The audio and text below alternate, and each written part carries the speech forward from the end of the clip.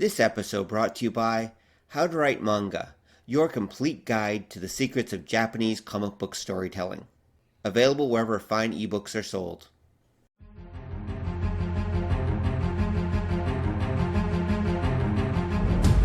The world has gone insane.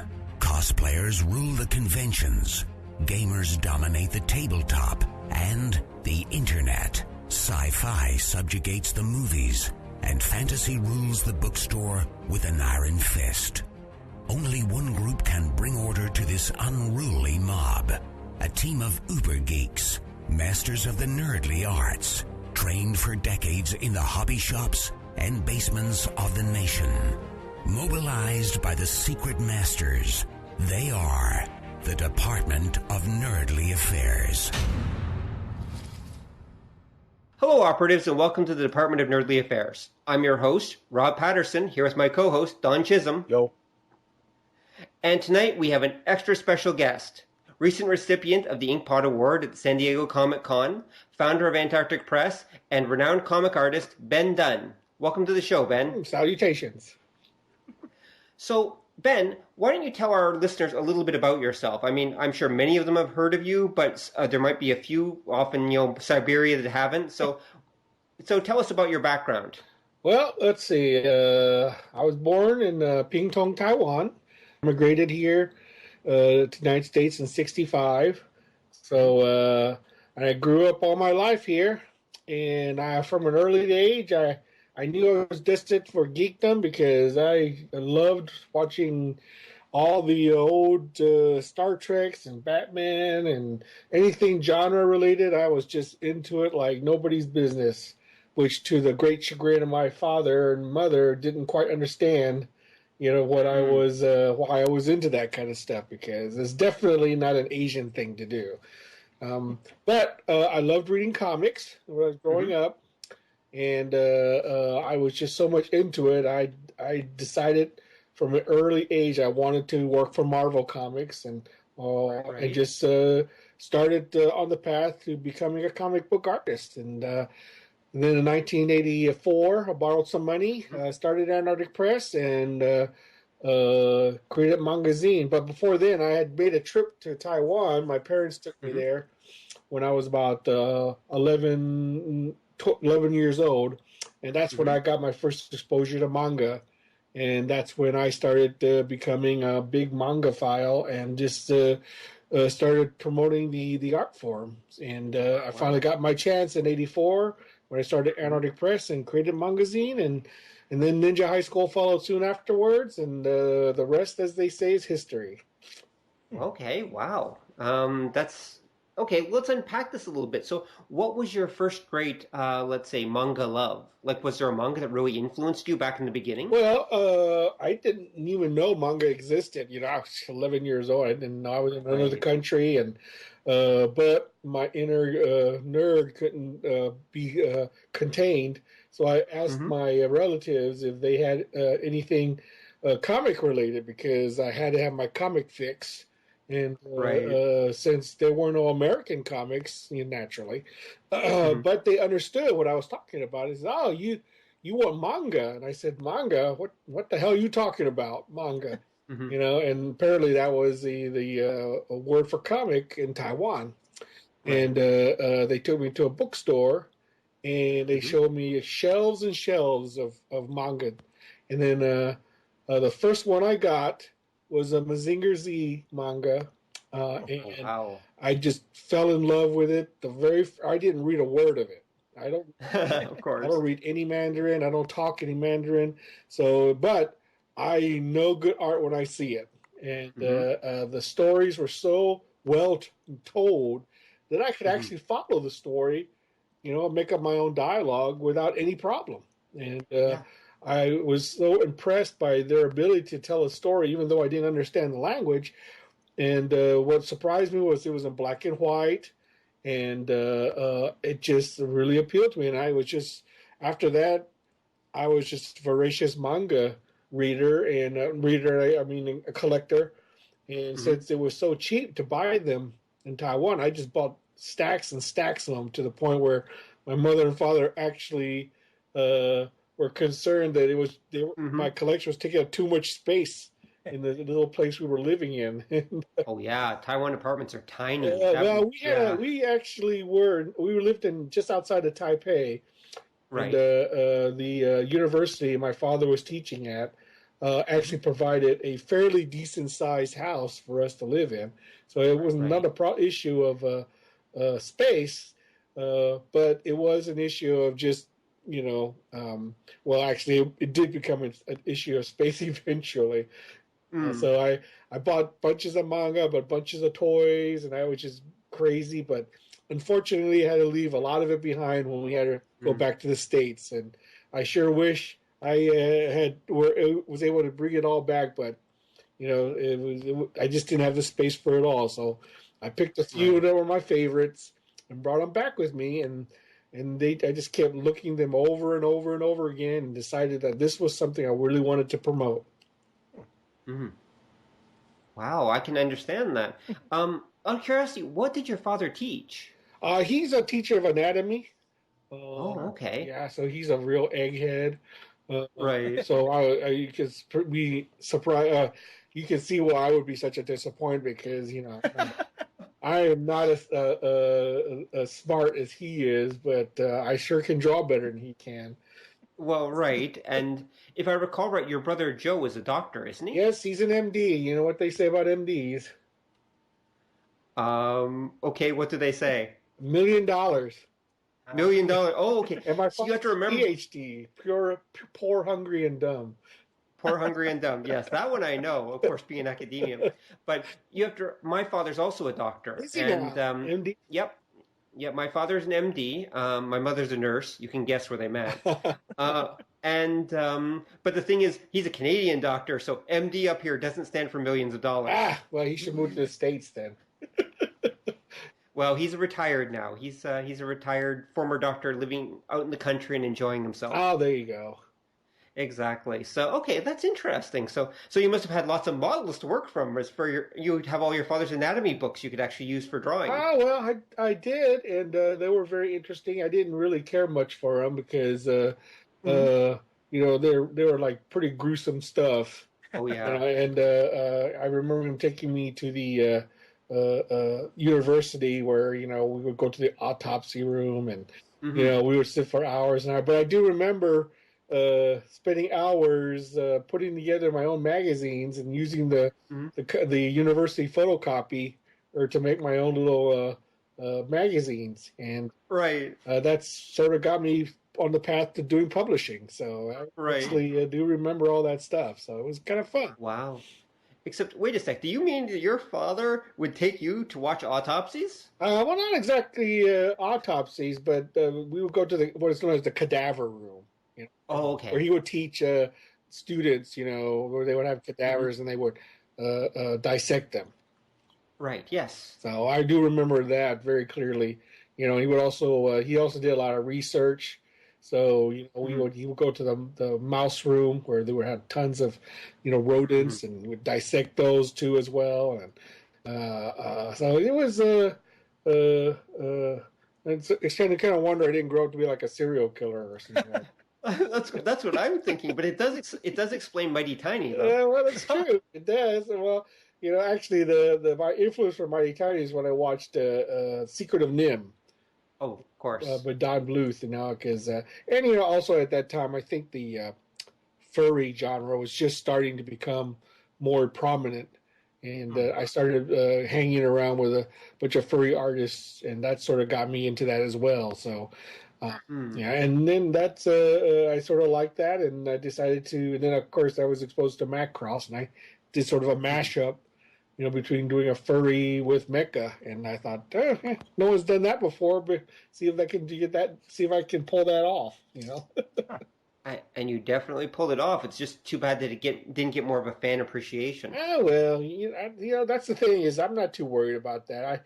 I figure I Mhm. did my thing. It's time to move on. I never dwell on the past. Just move forward Right, and just keep creating. right. Oh, wow, that's a great attitude. Absolutely. Out of curiosity, you mentioned that your dream when you were a kid was to draw for Marvel Comics. Did you actually get to do that? Yes, I did actually. in 2000, I created the Marvel Mangaverse. Oh, right. Yes. Yes. I'd forgotten about And, that. Yeah. that was a 5th week event, and I Hmm. was just in the right place at the right time. And I didn't think I was actually going to pull it off, but Hmm. I got an email from Joe Quesada, who was the editor-in-chief at that time, and said he Hmm. wanted to develop it further. And then that's how Marvel Mangaverse was developed. Huh. Wow. Okay. And did you have a hand in all the Marvel Mangaverse And titles? unfortunately, no. I did want it to be. My original plan was Hmm. to do as a series of books, with me in Hmm. control. But I guess they wanted to just, they had a 5th week event, and they needed to fill up space, and they thought there was a good fit. And Hmm. they let me do the bookends, and Hmm. they had other artists do the books in between.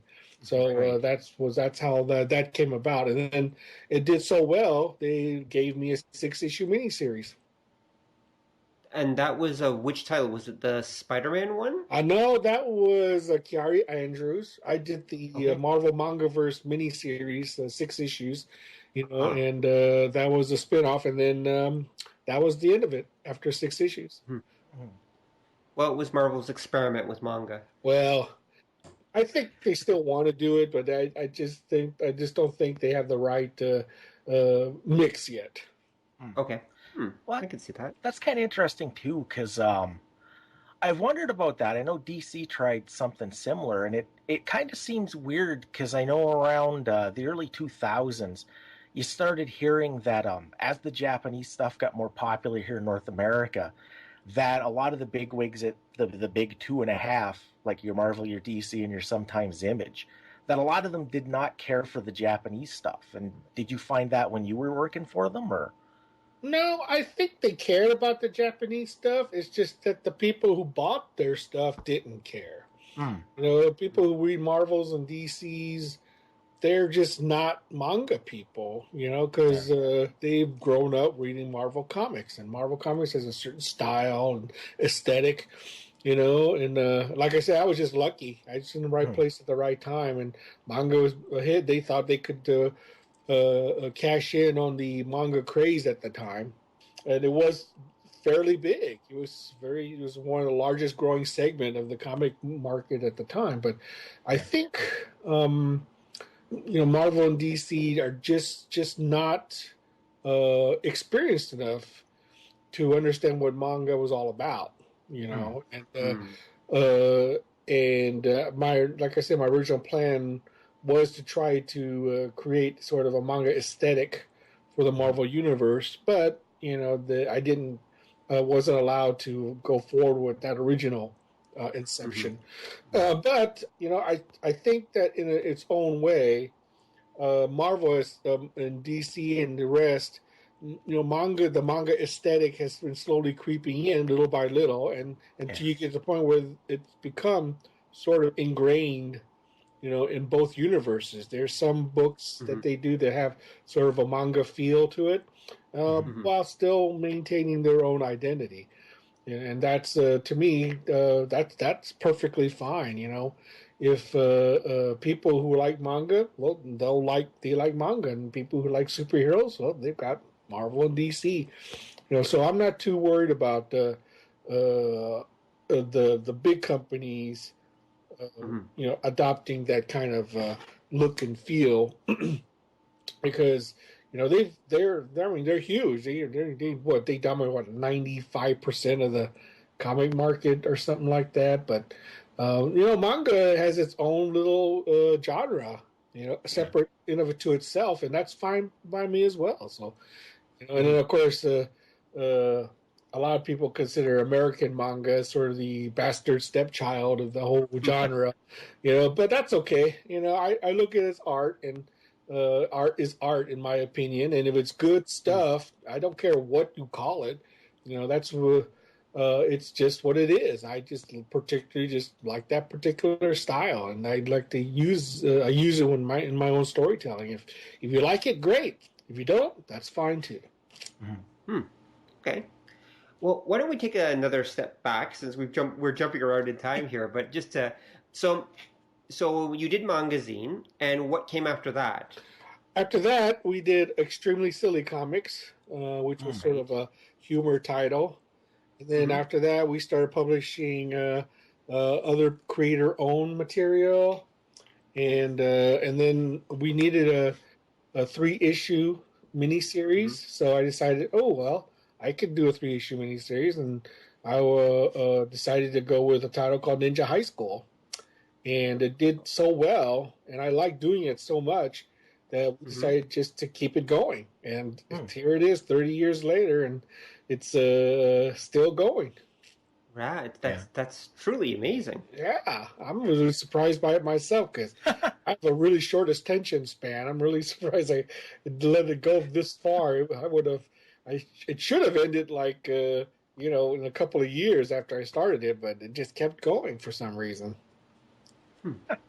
Well, what was the origin of Ninja High School? Like, where did you get this idea for the comic from? Well, in the early '80s, I belonged to an organization called the Cartoon Fantasy Organization, and we would actually have monthly meetings where we would watch anime. I mean, it wasn't as prevalent as it is now, where you can do streaming and just have anime on demand. Back then you had to work for your anime. You had to get contacts in Japan, watch 10th generation VHSs. Just get anime wherever and whenever you could. Yep. And fortunately, we had a really good source for our club that brought in some anime from Japan. And I watched this a series called Urusei Yatsura and Project Echo, and I loved those anime so much. Of course. That I decided that hey, I want to do sort of American version of those series. So I started working on doing sort of a teenage comedy, anime type comedy, and decided to. And of course, ninjas were hot at the time, and just said, what would be a good weird title that I could use, And since ninjas were hot and all the characters were in high school, it just seemed like a fit to just call it Ninja High School. That makes sense. Yeah. Okay. That's pretty cool. Okay. Yeah. And yes, I could definitely see the Urusei Yatsura influence in it. That's pretty clear. Yeah. Yep. Urusei Yatsura, Sasuga no Saratobi, Kabamaru, and Project Echo were all major influences for the creation of Ninja High School. Yes, definitely. Wow. Okay. Although I think you put a pretty good spin on it, though. I think it is just different enough from Urusei Yatsura that it's its own thing. It's not the same. Well, that was a deliberate attempt to try to give it some identity of its own. Originally, it was just a parody title. I wanted to incorporate memes and influences from anime into it. But I knew at the same token that it had to have its own story in of itself. So that's where I created the idea of the characters being separate and identifiable, so that they could stand on their own. And then people would start to care about them and not just look at them as just mere parodies, of characters they've already seen before. Right. Okay. Yeah, because that was one. Okay. Oh, sorry. Go down. Sorry. I was gonna say, because that was one of the thing. Like reading Ninja High School, especially the early ones. At some point, you took every character, even like the guys who were just background characters, like say the Ken Terminator, and you kept bringing them back and giving them stories. And by like issue 2025, you had this huge armada of characters that were all fully fleshed out. Like that must have been a nightmare to coordinate. Well, no. When you're young, your head's full of ideas. It's only when you get older you start to slow down, and it doesn't come as quick and fast and furious as. I mean, when I was, I was in my early 20s, and for some reason, I just was an endless well of ideas. And I'm not saying I don't have ideas now, but I think my ideas are a little bit more deliberate, And I have sometimes, as I got older, I tend to overthink things sometimes, And then, of course, as time went on, more and more people got into the game, and I've seen some amazing stuff from other creators, and it just seems like, that you have to sort of up your ante, so to speak, to remain competitive. And that's the thing is I'm focusing more on trying to do material that will that I find enjoyable and that is more satisfying to myself, And it's just one of those things where you just gotta keep on pushing along, and hopefully that. It does get more challenging as the time goes on to try to create something, new and refresh, and with all the other materials coming out these days, with all the new talent that's popping up, it's just, it's really, really challenging to remain, relevant and competitive in this market, But I'm trying, and I'm hoping that the people still like what I'm producing, and I think that the stuff I've done has hopefully stood the test of time. Right. I think it definitely has. I think a lot of it has. Appreciate that. Well, you've done very well with your recent Kickstarter for Ninja High School Volume 3 for the collections. Oh, yes.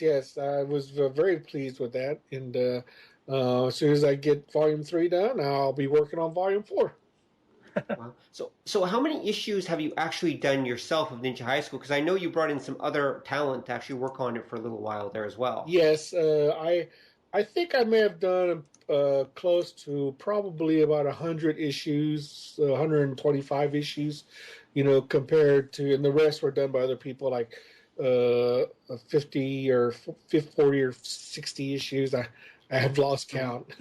Right. But I think I'd done the majority. I think I did about 75% of the series. Okay. And you also had time, obviously, we've heard from Tim Eldred, that you've had time to actually work on stuff for other companies as well. Oh, yeah. I never turn down a job when it's offered to me. So whenever someone comes up and wants me to do something, I take it. I never say no. Wow. Well, you must have been a machine back in the 80s. Because you were just... yeah. The Kent Terminator must have been based partly on you, just by just the amount of work that you were pumping out. Yeah, it was certainly fast and furious days back then. I tell you, the thing is that if you didn't do the work, you didn't get paid. That was the fact. That was the creative aspect is always great, but you have to also be realistic and look on the altruistic aspect of it. And the key to any good artist's success is to keep on working and producing. If you take too much time off, people have a tendency to forget. Yeah, I can definitely see that. Now, does this mean that just a question? So. Well, let's talk about Antarctic Press for a little bit. So you created Antarctic Press to publish Mangazine, did you? Yes, I created Antarctic Press because, quite frankly, I had a choice. I could, get a real job, or I could start a publishing company. And I figured, how hard could it be to do a publishing company? And I soon found out that was just as much work as any job I could have possibly, have endeavored. But the difference is that I really loved publishing. I really love looking. I love comic book art. I love talking to other people about comic book art. I love seeing other people's comic book art. It's just something ingrained in me that just attracts me for some reason. And I can't explain it, but it's just something inherently in my DNA. Right. But how long did it take before Antarctic Press actually became, I guess you could say, solvent? I mean, before it actually was really turning a profit and became your full-time career? Well, actually, during the early part of the company's, early part of the company, it actually did very well. The black and white boom was still going on. And Right. we were offering something that was different than mostly everybody else because nobody was doing, manga-inspired books at the Right. time. Yeah. Right. So we had very little competition. So that was really good. And we were filling a niche that no one else was filling. So we Right. were able to maintain a fairly good market share, for our titles, and we were doing a very steady business for quite some time.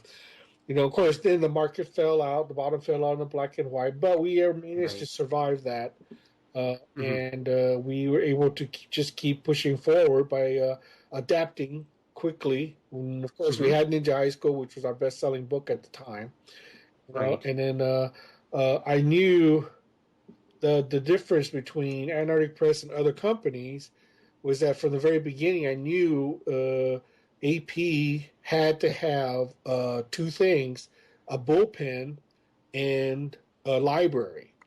A lot of small companies, a lot of even big companies, Mm-hmm. are either under capitalized or they spend too much, Mm-hmm. and also while I am a great advocate of creators' rights, Mm-hmm. I also understand that for a company to survive, you have to have a library that you can build upon. And Mm-hmm. I knew that my output for Antarctic Press would be the key to its long-term success. Right. Because if you look at all the successful publishers, they have a library they can keep reprinting, Mm-hmm. till perpetuity. Marvel Yeah. still reprints materials 50, 60 years old. Yeah. They're Right. still doing stuff like that. And that's their key to longevity. And plus they have a very I'm not trying to say that AP is anywhere near what Marvel is, but I believe that Mm-hmm. for any company to survive, you have to have good organization. You Mm-hmm. have to have a business model, and you have to have a business mission. Mm-hmm. And you have to have the dedication to do work. If you don't do the Right. work, then you don't have anything. So that's Mm-hmm. the most important thing is that output is the most this is the biggest key to success for any company.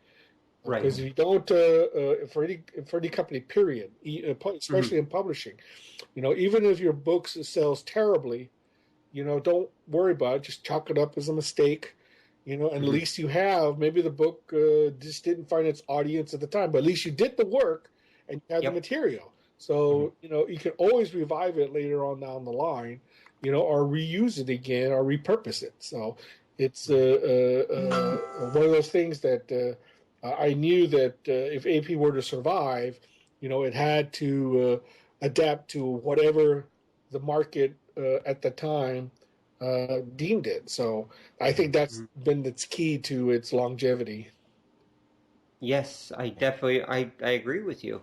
Yeah, I think you've done a great job of diversifying. But was there ever a time when you had to choose between yourself as an artist and yourself as a publisher, like where they came into conflict with each other? Oh yeah, definitely. There's a lot of choices you have to make. Uh, uh, there are times when you have to cancel a book. Tell a Mm-hmm. creator that their books didn't sell. Or Yeah. there's times where um, you know, a book sells really well and you just can't get the Mm-hmm. book out on time. Or Right. there's a lot of things, and and being a publisher and a creator was definitely in conflict with me all the time because you know there's only so much time in a day, and either I had to spend my time putting out the fires of being a publisher or sitting down and drawing, and it was extremely stressful to do both. So eventually, I had to make the choice of handing over the publishing reins to somebody else who could dedicate full time to that aspect, while I could just sit back and do the creating, which is really my first love. I love the being able to create and to draw, but I just couldn't spend the time to do both. And that's why, my brother currently runs the company, and I'm just focusing my attention on creative output. Right. Now, was your brother always involved with the company, or is this something that happened just as time went on? Because obviously you mentioned he's a doctor. Yes, he did not at first become involved. He was not there at the beginning. He did not enter the picture until in the mid '90s, and only because he wanted to do it, and I let him do it. And since his practice was basically, downstairs, and we were upstairs, and it was a simple matter for him to go back and forth and run the day-to-day operation once he closed his clinic, and then do all the business of Antarctic Press, while I ran the creative aspect of it, of going through submissions and putting the books together and overseeing, the output. So it ran fairly good, and that's still the business model we more or less have adhered to ever since. That works out really well. Yeah, that's fantastic. We think so. Still around. Yeah. Although I gotta say, it kind of makes me laugh, because I remember the '90s, and we've talked to a few other people that had comic companies or were publishing their own stuff back then, and everybody says that the big thing was getting the work out on time, keeping the production going so that the audience knew when and where to get your stuff. Meanwhile, on the mainstream end of things, I remember back then you had guys would put out 2 books a year, and you'd have to wait 8 months past the listed publishing date for those. And yeah, that was those were pretty heady times for sure. I mean, remember the image boom, which was the start of that whole craze, and it was also, it was because several news articles had come out saying that comics could be investments rather than creative endeavors.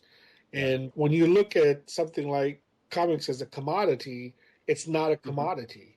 It's a work of creative art. And if people speculate on their comics increasing in value, then they're definitely going to be sorely disappointed. And that's the I knew that was going not to last, so we never spent our attention on it. The only regret I had, was when Diamond started doing exclusives for publishers. That was my only biggest regret, is that I did not sign up for that.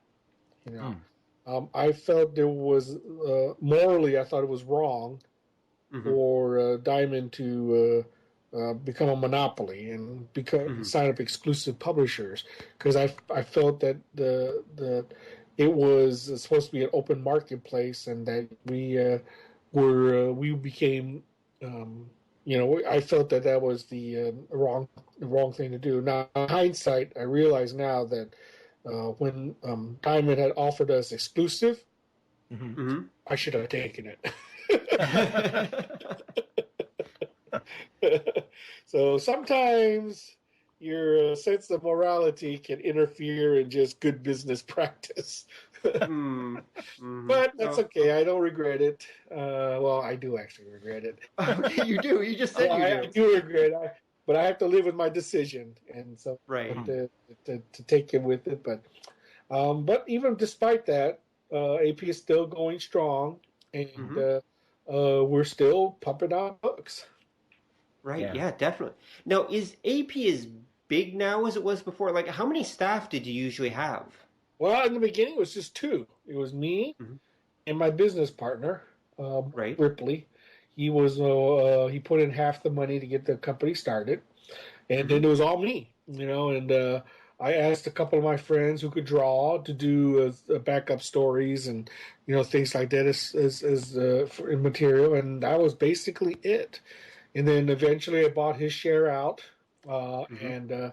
and then I became the sole owner, and I just kept pushing and pushing, and I kept looking for new talent. The key is when I had a business model. I mean, I was very, very honest with all Mm-hmm. my creators, saying, "Look, this is what I can afford to pay you, but I tell you what, if I promise I'm going to pay you, I'll pay you."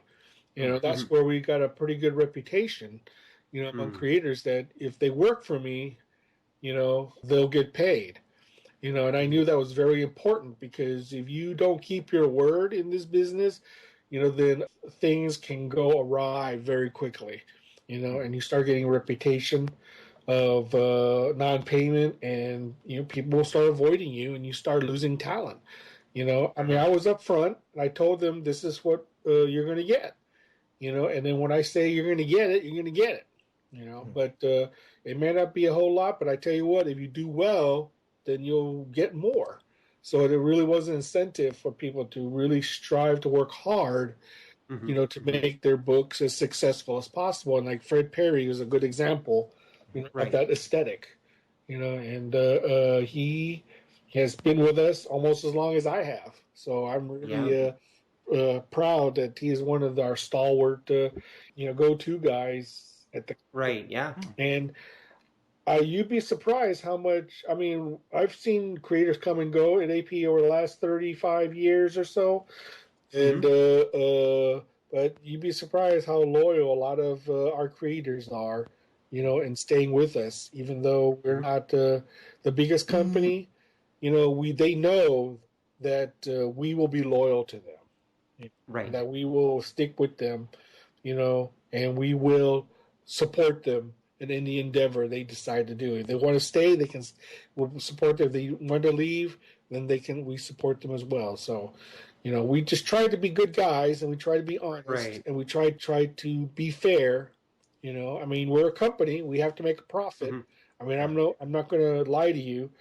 My goal for Antarctic Press is to make a profit Yep. every time I can. And I told my brother that even if we make a penny profit, it's still a profit. You know, Yep. it's better than losing money. You know, so Yeah. and that's always been sort of our sort of unwritten rule. You know, try to make every book as successful as possible. Yeah, it's interesting. Some of the stuff you've mentioned, because I can remember Antarctic seemed to be ahead of the curve on a few things back in the day. Like you mentioned, being one of the first that was doing the Japanese style stuff, Mm-hmm. and that was way before that took off. Yeah. You guys sort of did furries before furries too, because I remember books like Wildlife. Oh yeah. One of the things that we were actually pretty savvy on was filling niches that nobody else was willing to fill. You Mm-hmm. know, the we were very in tune with fandom at the time. You Right. know, we could see where trends were going. We were seeing what people were doing. You know, way before it started becoming more mainstream. You know, Yeah. and you know we were paying very much close attention to what was being done at conventions. You know what people were talking about, and you know for feedback we get from our readers and stuff. Mm-hmm. And also, we for some reason I just had a good instinct, you know, for things that were going to take off. You know, Right. I mean, it's no longer the case now because the speed of information, you know, you can relay now is so fast that any new trend or thing is almost immediately picked up, you know, on Yeah. the internet. But back then, you know, things moved a lot slower, so we were able to assimilate and evaluate things way before they started becoming, you know, more integrated into the mainstream. Mm-hmm. You know, like we were one of the very first companies to actually heavily use computer coloring. I mean, I'm sure you didn't know this, but we were one of the first companies to start using computers for coloring our books. You Huh. know, and in fact, even to this day, we're one of the few companies that Photoshop sends all their um, beta beta products to. You know, Right. we were one of the very early users of Photoshop, and Wow. yeah, and we started doing that, and I remember we were using typesetting, with the early Macs from 1984, Mhm. and we were one of the first companies to start using laser printers and things like that. So we were also very technically up on applying new technology to computers as well. I mean, to Mhm. comics as well. So we didn't do anything like Shatter, but Right. I didn't think the technology was good enough then for it to replace comic books, hand Right. drawn. But it certainly has gone a long way now. So Mhm. it definitely has opened up the opportunity for many more people to draw on the computer. But now, unfortunately, not well. I won't say unfortunately, but now it seems like almost everybody I know has gone digital. Yeah. Has abandoned the traditional paper and pen paper.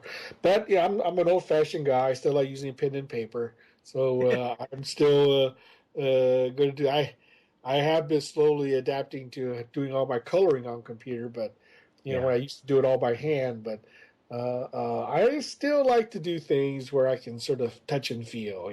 Yeah. Because that's when you mentioned using the color. I remember when the Antarctic stuff in the '90s started going color, and I thought all that was airbrushed. Oh no, it was almost all computer. I mean, if we Wow. were to do it by hand, it would have taken too long. Yeah. Computers allowed us. Unfortunately, when I started using computers to do comic books, I Mhm. became very lazy. And yeah, it's true. I mean, the it was so easy, to clone and to color and to drop, drag and drop things in the computer Mhm. that my actual drawing started suffering.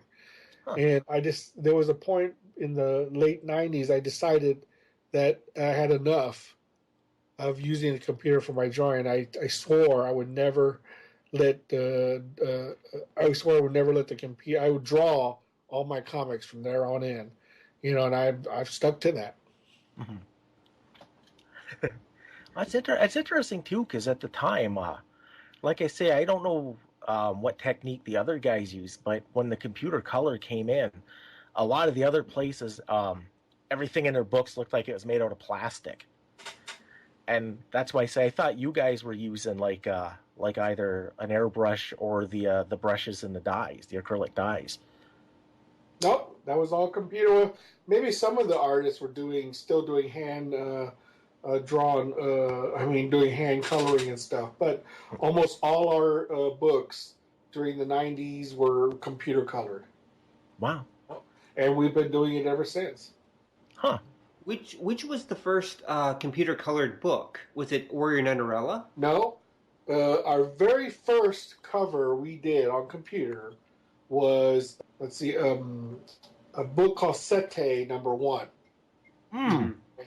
It had a Bubblegum Crisis cover, and all of Mm-hmm. that was done in Photoshop. The only thing that I did the line drawing, I scanned it in, and I colored everything in Photoshop. And Right. we had a guy named Pat Duke who was a really good computer Mm-hmm. colorist. And if you notice, if you go back and see Gold Digger back in 1992, there Right. was a transition between when we stopped doing hand coloring on the covers and started Mm-hmm. doing computer coloring, and you can see a big difference when we made the switch over.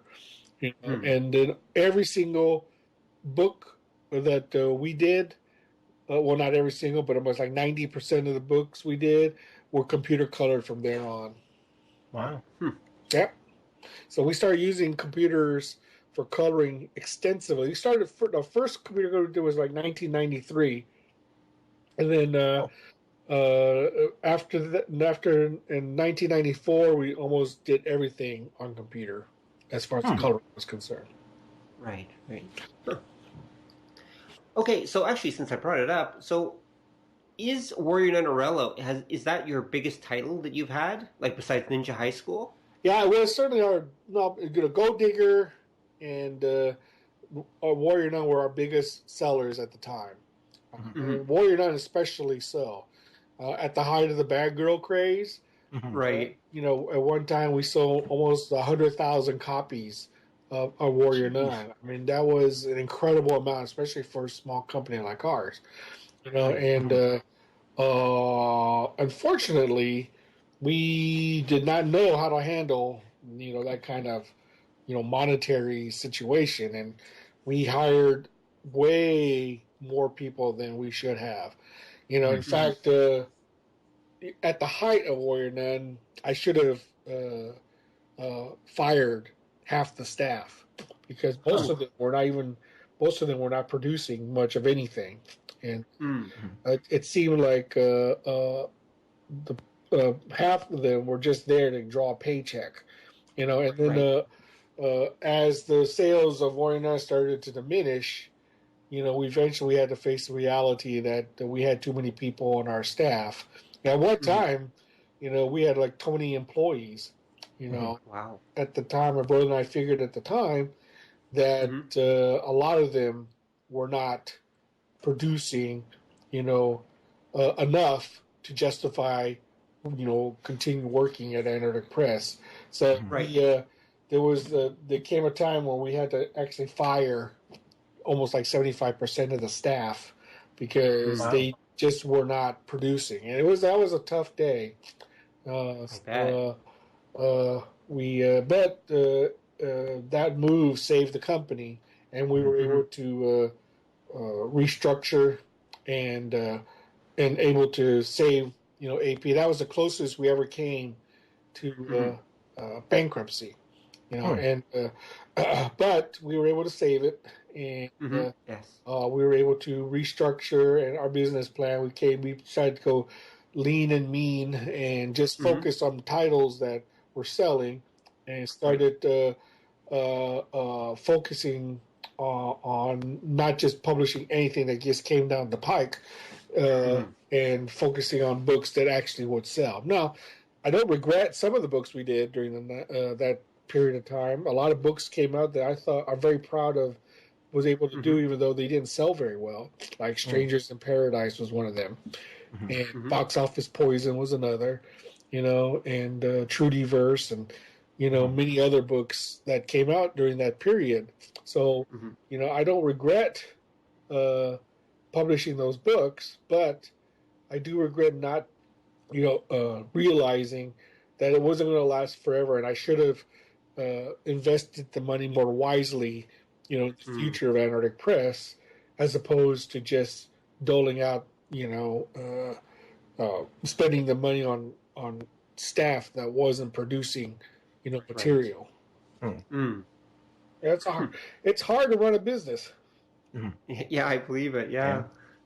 Sudden success can really overwhelm you sometimes. Absolutely. I mean, I was, and of course, I spent a huge amount of that money producing the Warrior Nun pilot, and in hopes that it would be picked up as a TV series, But unfortunately, it did not pan out, and even after we went to Hollywood to pitch the idea, nobody bid.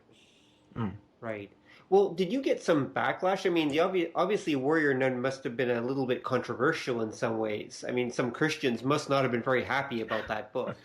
Oh, well, that was definitely true to some extent.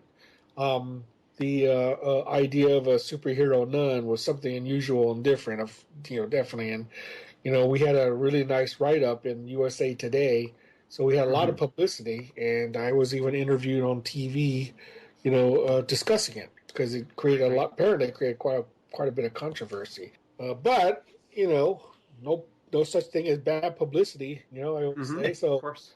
I was hoping to parlay that into something a little bit more lucrative, but I guess it was a little too over the top for most people to accept. So, as time went on, eventually Warrior Nun started to sold less and less, to the point where, we sold the property to Avatar Comics. So they currently own the rights to Warrior Nun now. So really, you don't have any rights to Warrior Nun at all anymore. I do not. I personally do not own the rights to Warrior Nun anymore. But I do have a clause in our contract where I'm still credited for creating it. So anything they do, I get a byline as the creator. Right. Now, has Avatar Comics done anything with it? Anything significant? Currently, I'm not aware of anything new they've done. So I've been checking. I don't know why they're just sitting on the property. Maybe they're just waiting for it to be the right time. But that's not my concern anymore, and they can do whatever they want with it, and it's no longer in my realm of control. Right. Right. So there's I think it's called Warrior Nun, something kicking around on YouTube. Is that your Warrior Nun pilot that you guys did? Warrior Nun pilot. That is correct. I storyboarded it. I created the character designs. The only thing I didn't do was the animation. Oh, I see. Okay. Wait, this is an animated one? Yes.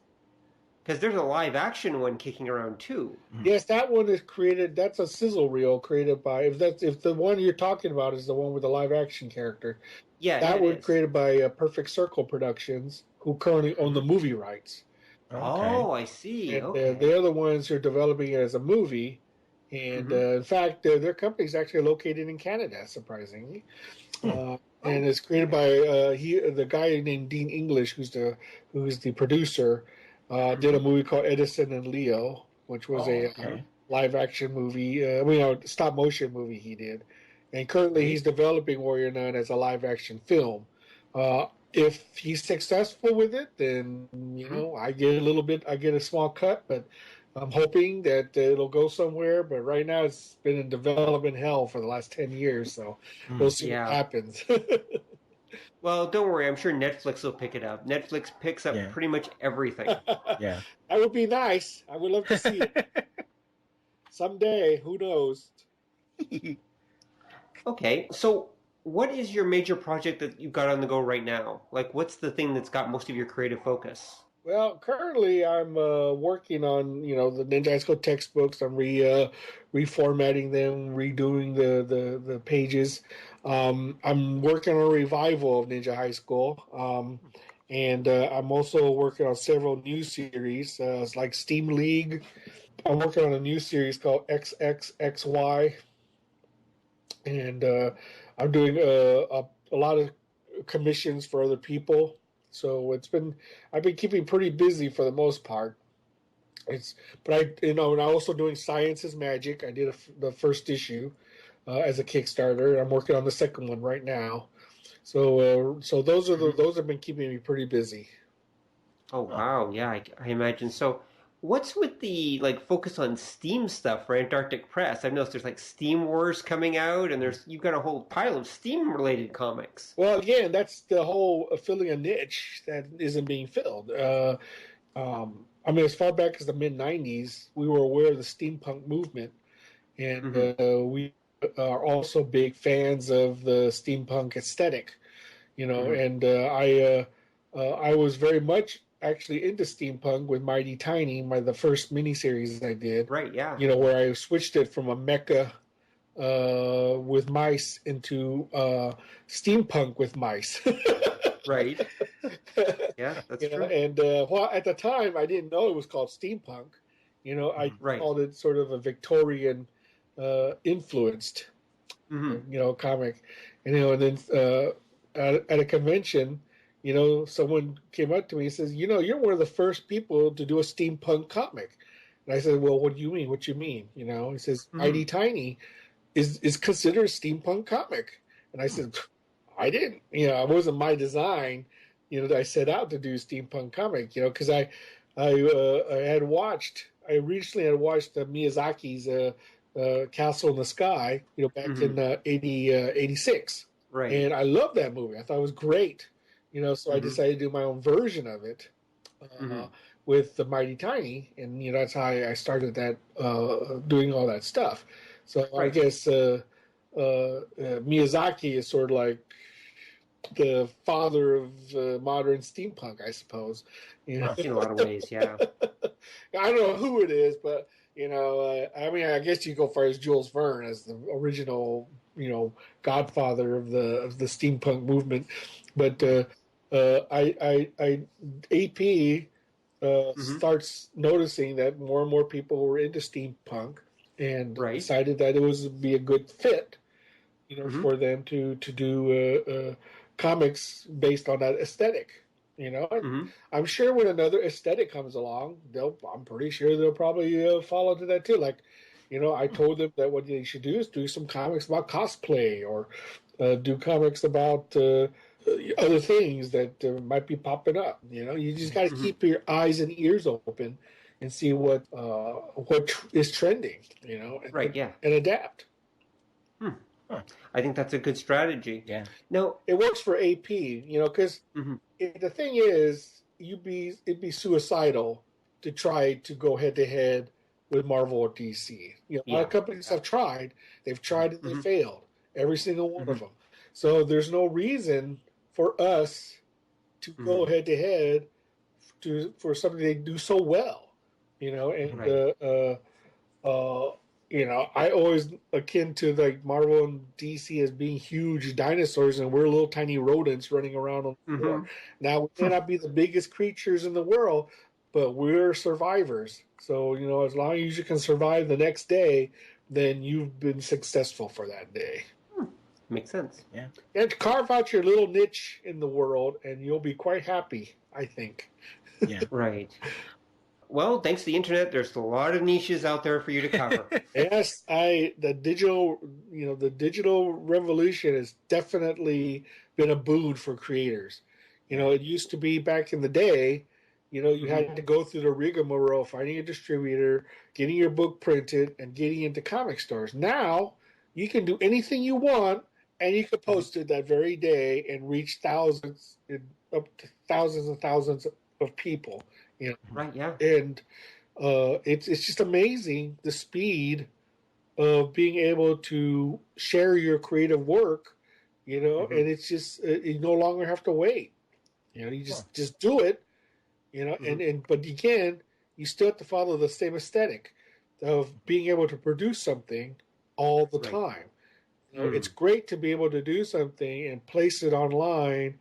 But if you don't keep doing it, people are going to forget about you. So you got to keep producing. You got to keep producing. That's the key to any successful venture that you can. If people don't gravitate toward it, then you need to scrap it and just do something else. Or find something, or stick with it to the point where people eventually, discover your work.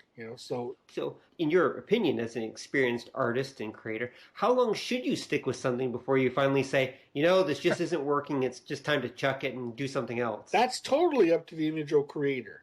If the creator is dedicated to something to the point where he doesn't care, that, only a few people are following his work, then that's fine. If he can, as long as he doesn't starve to death on the street, then that's he's has every right to keep doing that. The key is it's not the creative work itself, but it's to monetize it.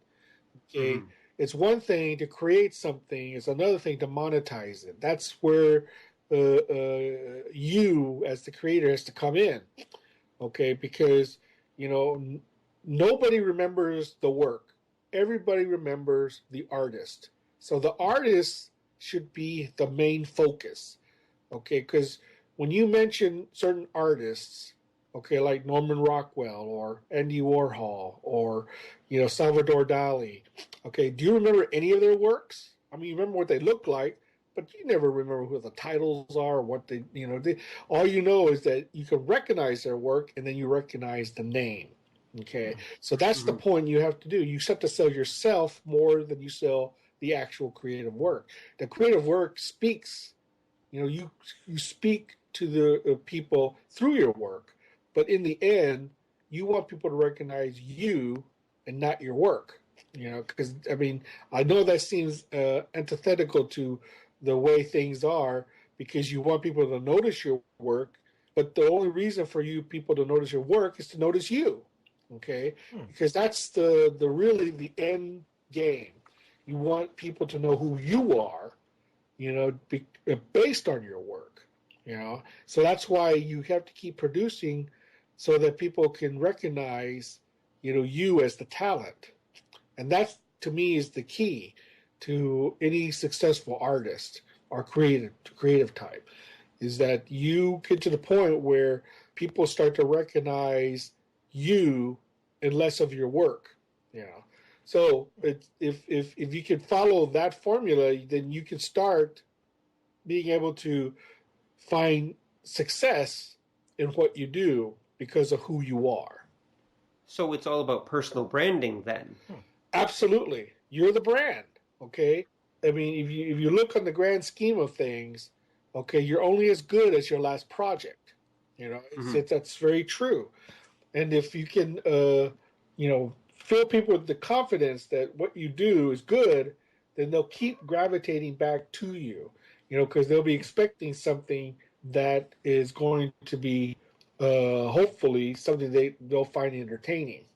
You know, and that's your key in the end is that, you personally may be invested in your own work, but in the end, it's the marketplace that determines whether you're going to be a success or not.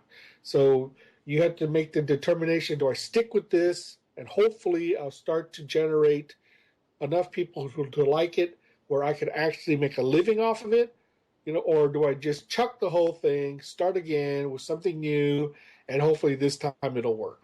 So that's a tough decision, for any creator. And, I speak for me personally, I move on. Once I've done something, a project, and I'm through with it, then I move on to.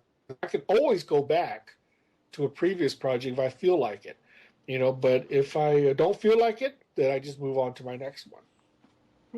Well, that explains why you've done so many projects over the years. Yeah. Yeah, like I told you, I have a very short extension span. I think I may be attention span. Attention span, yeah. I think I may be undiagnosed ADD. I don't know. Well, we've all got our quirks, but you just, as you said, you've got more ideas than you know what to do with. So you just kind of keep coming up with stuff and keep trying new things. Absolutely, absolutely. I mean, it's just one of those things, and I always like to try new things. Like if it's a Mighty Tiny, it's a Warrior Nun, it's a Heaven Sent, it's a Science is Magic, it's a Ninja High School, it's Tiger X. I mean, it's just, I always like to challenge myself by trying to do something new. See if I can pull it off, then I've accomplished what I set out to do. But if I don't, then I just move on to my next project. Right. Well, what is the project or what is the thing in your career, and you've been at this for quite a while, that you are most proud of? Like, what's been your proudest moment? Well, I would like to say everything I've done has been my proudest moment. But there's no doubt that Ninja High School is definitely one of my better creations because it's lasted so long, and I have people coming in to me all the time, saying when they were like, 15 years old or now in their 40s, saying that, oh yeah, I remember reading Ninja High School when I was a kid, and it brought me into manga, into anime. It was my first introduction to it. So a lot of people are coming up to me saying that how much it influenced their early childhood, their early foray into fandom, things like that. And I'm very pleased to hear individual stories about how Ninja High School was a big influence on them. It made me feel like I've accomplished something. It made me feel that the work I've done was something that actually made an impression on people. So it does fill you with a really good sense of satisfaction, that your work has been appreciated by quite a few people, But like I said, I don't dwell on the past. I just keep moving forward. And if I can continue to churn out new stories and entertain new readers, then that's my ultimate goal. And that's a wonderful goal. I definitely think so. Oh, thank you. Actually, Don, did you have any other questions you wanted to ask about his work? Actually, I got kind of two things. Sure. Okay, sure. Okay. One thing is you mentioned being proud of Ninja High School, and I can totally see that because you were responsible for two of the funniest comics I've ever read in my life. Oh, thank you. Oh, And that was the one with where the Zeta Men find the alien baby. Oh, yes. That was a good one. And then one of the best things ever was the summer fair with Pflugerville. Oh yeah, yes, that was my attempt to make fun of Archie comics. Mm-hmm. Yeah, and you did a good job. Oh, And thank you very much. I was one of the things I set out to do was that I wanted to avoid the what I call the Archie syndrome, where Mm-hmm. all the characters remained high school students, even after 60 years. They said, no, I'm not going to let Ninja High School fall into that. I'm going to actually have the characters grow and move on and then replace them with a new cast and have them Mm-hmm. grow and move on. And I've pretty much stuck to that. Well, so wait, so the characters have aged in quasi real time? Oh, yeah. I mean, the characters from the 80s are all grown up and adults and they got married, they have kids, and now their kids have taken over the role of Ninja High School. Okay, I knew that at one stage Ricky his younger brother had taken over as basically the lead character for Yep, a while. he has. And he was, in fact, he was the lead character for quite some time, in fact, he was probably the lead character longer than his brother was. But now he's moved on, and now we have Mm-hmm. I'm working on a new cast of what is called the V3 characters, which will take Wow. over the mantle of the Ninja High School legacy. So, and then they'll grow old, and Mm-hmm. probably in my 70s or 80s, who knows? Right. and then V4 characters are then. You know what? I'm just gonna give Ninja High School and put it in the public domain and just let anyone who wants to do it do whatever they want. Well, you've done so many like fan things with it. You almost have in a way. Yeah, I like that. It's just fun. It's one of those. Mm-hmm. It's like to see people's interpretation of the characters and see how far they can take it. And that's why I did the yearbooks. I wanted to give fans an outlet to be able to write and draw their own stories based on Ninja High School.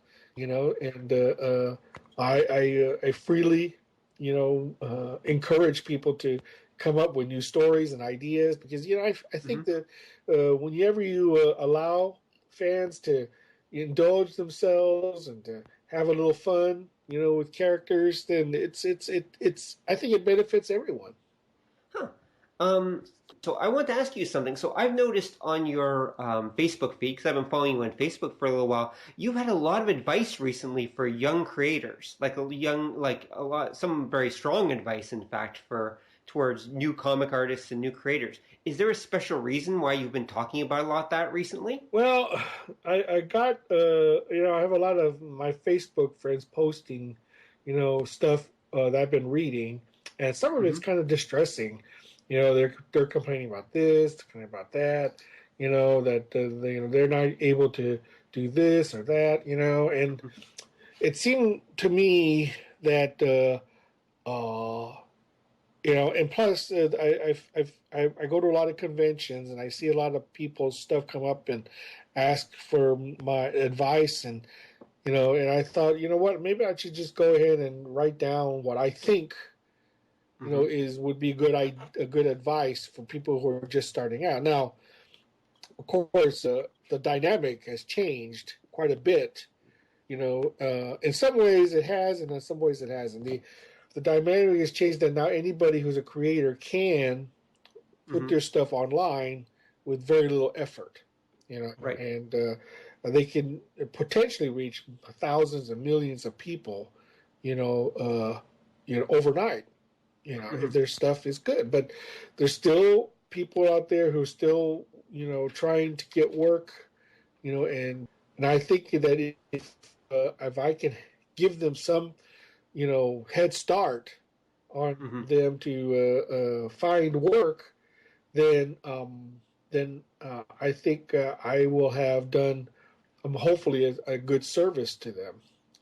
Hmm. And I also think that as I get older, um, I want to impart some of my life experiences so that they can see, because you'd be surprised how Mm-hmm. a lot of things that would seem like common sense to you and Mm-hmm. me are totally missing from a lot of people's ability to do things. I mean, I Mm-hmm. see I see people coming to me all the time, and the portfolios they print is just like, terrible. And Mm-hmm. they're all disorganized, and they say the wrong things, and they don't know what they're doing. And I figured if they're really serious about wanting to do this, then this is what I think this would help, Mm-hmm. in obtaining their desires. So Right. I mean, it's just you can take it for what it is, at face Mm-hmm. value. You can take it with a grain of salt, or you can totally ignore it. It doesn't matter to me. I just have to get it Right. off my chest. So Right. I can see that. Now Don's not on Facebook, so he doesn't know what we're actually talking about. But yeah, but Ben has been printing, I guess, some strong rules and suggestions for young people who are presenting at conventions and trying to become successful. Huh. right. I Um, mean, I pretty much say bluntly that you have to know how to draw. If mhm. you don't know how to draw, That helps. teach yourself to do all the basic stuff, and that's really what it comes down to.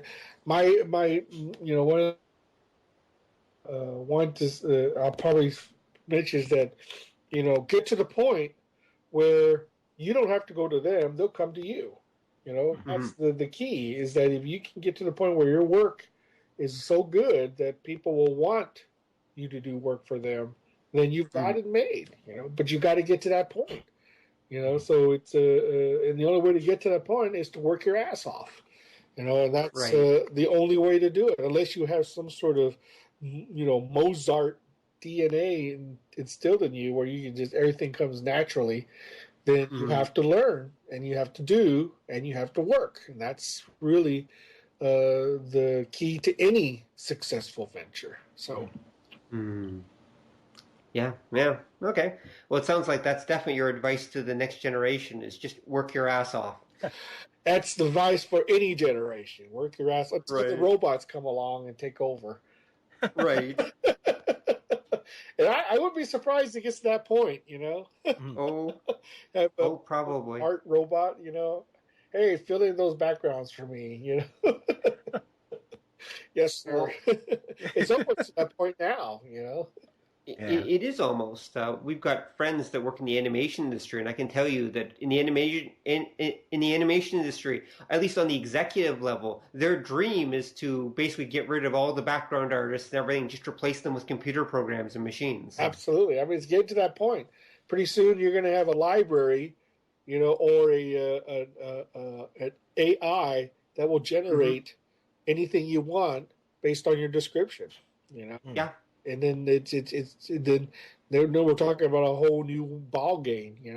And to me, the future of internet and for entertainment is content. It's content, Hmm. Yeah. content, content. If and also even if it's old content. I mean, I've got people who are reading Ninja High School who have never heard of it or read it.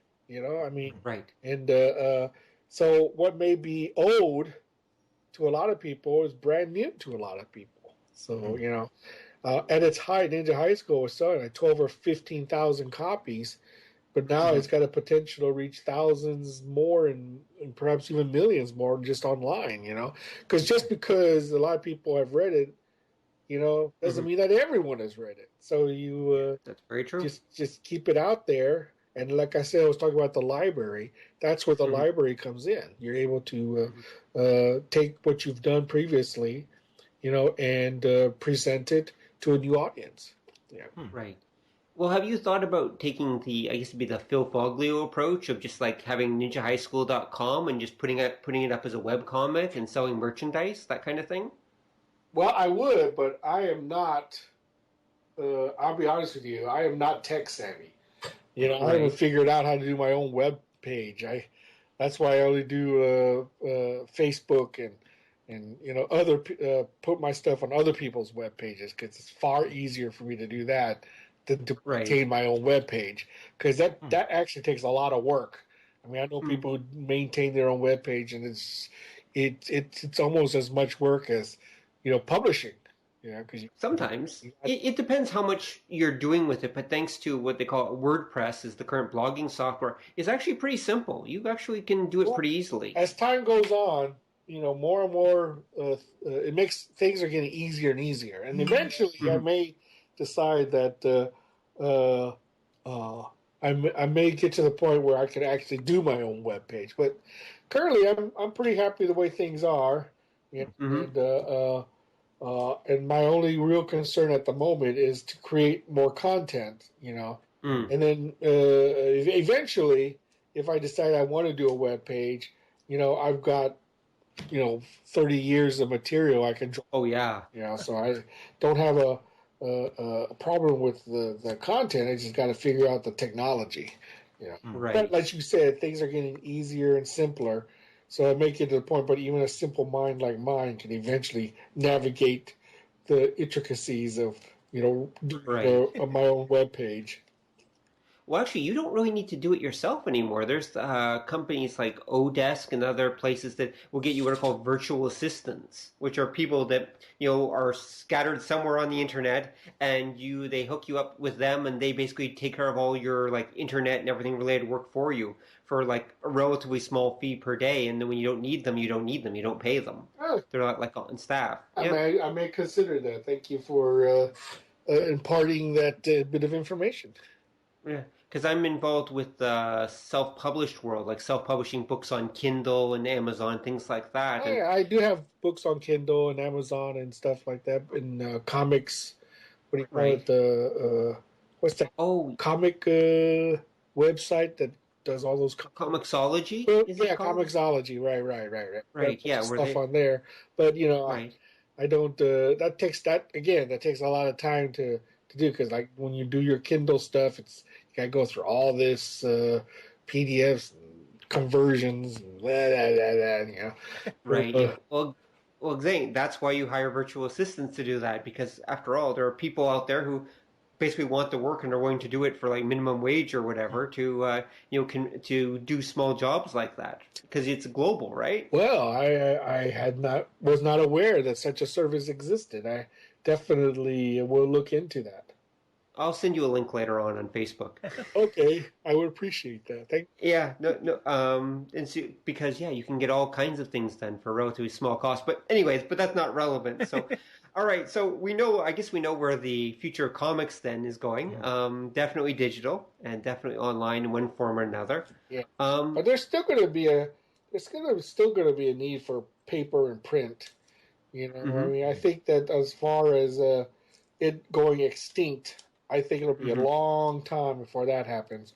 Because people just like the visceral feel of, being able to read paper and print. Because it's just really more convenient, to be honest. You don't need an expensive computer or the electricity. Right. You just pick up a book, light a candle, and start reading. Now, actually, that's an interesting question, though. So, I know a lot of the big companies have almost shifted a little bit towards doing more trade paperbacks and focus on, the trade paperback model, because that sells in bookstores as opposed to comic shops. Has Antarctic Press also been doing that, trying to get more trade paperbacks out? Oh, yes, definitely. I mean, they know the writing is on the wall as far as that's concerned. The only reason to do the floppies, which are the monthly comics, is just basically is pre-advertising for the trade. It's basically a way for people to see the product before they collect it. And plus it allows them to make money twice. So if you sell the book once as a comic, then you sell it later as a trade paperback. So it makes sense. Why not make money twice on it? So it's a good business model. Definitely. Don, did you have any other questions or comments before we want to wrap this up? Anything else for me? No, I was just I was going to ask about what you thought about the future comics, but you got right in there, and I think like we were saying before, it sounds like you may have locked onto another one of those like newfangled coming things that you're getting the jump on.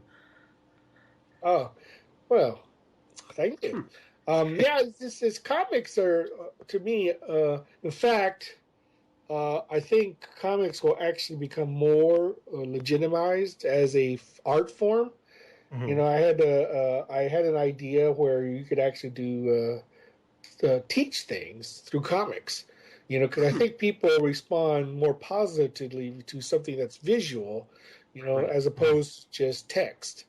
I actually was going to try to create a comic book textbook, where you could actually teach heady subjects in a comic book or manga form. Mm-hmm. Where in I mean, it may not be. Well, of course, my brother thinks it's a dumb idea, but I think it might work. Mm-hmm. Taking a heady subject like physics or geometry and putting it in sort of a comic or manga format, and see if kids can learn the subject faster and easier if it was done in that kind of format. But again, that's I mean, I definitely know you can do that with history because I've seen a lot of Mm-hmm. comics, based on historical events. In fact, I've done several already. But I don't know if it can be applied to mathematics or science or, things of that nature. But you don't know until you try. Right. Well, I'm sure if it's possible, the Japanese have done it. If they have, Yeah. then why don't they bring it over here? Damn it!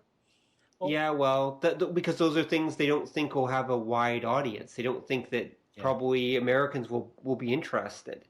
So Well, they don't. I think you'd be surprised. I mean, Yeah. if I were to, when anime and manga was first introduced in the United States, it definitely was a niche, genre. But Mhm. now people almost recognize it universally. That's true. Almost to the point where you see it in mainstream movies and TV shows and in Mhm. advertising. I mean, it's just ubiquitous now. I mean, even this Pokemon Go thing is anime based, Yep. and it's slowly creeping itself, into the mainstream. Where you're Yep. starting to see more and more references to it, and you're Mhm. definitely seeing more and more influences. And so it's a slow creep, and it's as long as you stick to it, eventually people will start to recognize it. Well, I commented in previous podcasts how right now one of the reasons we're getting like the glut of superhero movies is because the people who grew up in the 1980s, our generation, who loved superheroes, those all especially X-Men, Avengers, and all, are the ones in charge of Hollywood right now. And so they're producing the stuff that they wish they could have seen when they were teens and when they were kids. Sure. Well, what's happening is that the new generation who grew up on manga and anime in the 90s and early 2000s are eventually going to take over. Well, what are they going to make? Well, it's already started. I mean, you look at the Wachowski's brothers. I mean, Matrix is very Mhm. anime, That's true. Yeah. and yeah, they even tried to do it with Speed Racer. Yeah. That's true. And I mean, if you look at movies like Sucker Punch, who has a very anime Hmm. feel to it, Yep. so it's starting to make its way, and even that even in cartoons like Horton Hears a Who, there was an anime sequence in there, and I Hmm. mean, there's definitely anime influences creeping in because you're right. People grew Hmm. up in the '80s on anime are now in Hollywood, or in Yeah. TV. It's just a natural. Even Tim Eldred, Hmm. who works on Marvel's Avengers, Yep. was an anime head. So Oh yeah. definitely Big one. the people are making their way, into the mainstream of, and even South Park has made fun of anime, and Yep. Simpsons have made fun of anime, and I mean it's just and people recognize it, Yeah. and it's come to the point now where it's just part of the popular culture. It's no longer Hmm. a niche. And so once it's made its way into the mainstream, then it's time to move on to something else. You know, I'm, Yep. I'm, I do not uh, doubt there will come a day where steampunk will be mainstream. In fact, it's already Hmm. sort of started. You know, Yep. And then what will be the next big thing? Even the furry subculture is starting to creep its way into more and more. Yep. Look at Zootopia.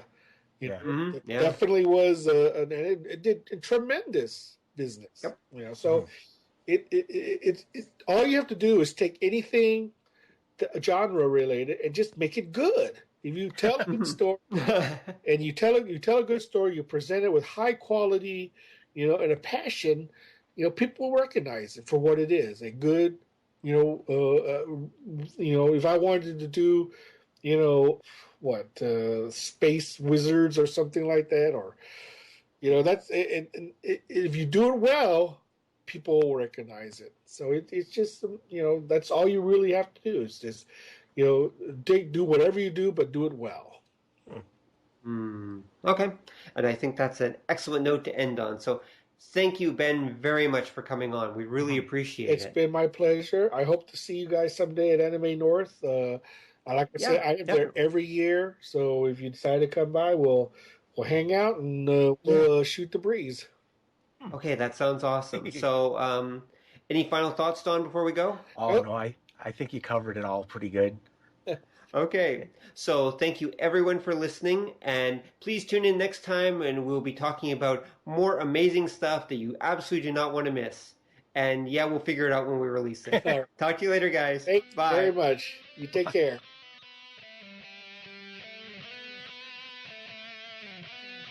Thanks for listening to the show. If you'd like to hear more or join the conversation, come visit us at obeythedna.com. You can also find us on iTunes or whatever fine podcast site forgot to lock their back door. So until next time, remember that to master the nerdly arts takes time, practice, and enough Coca-Cola to drop a rhino. See ya!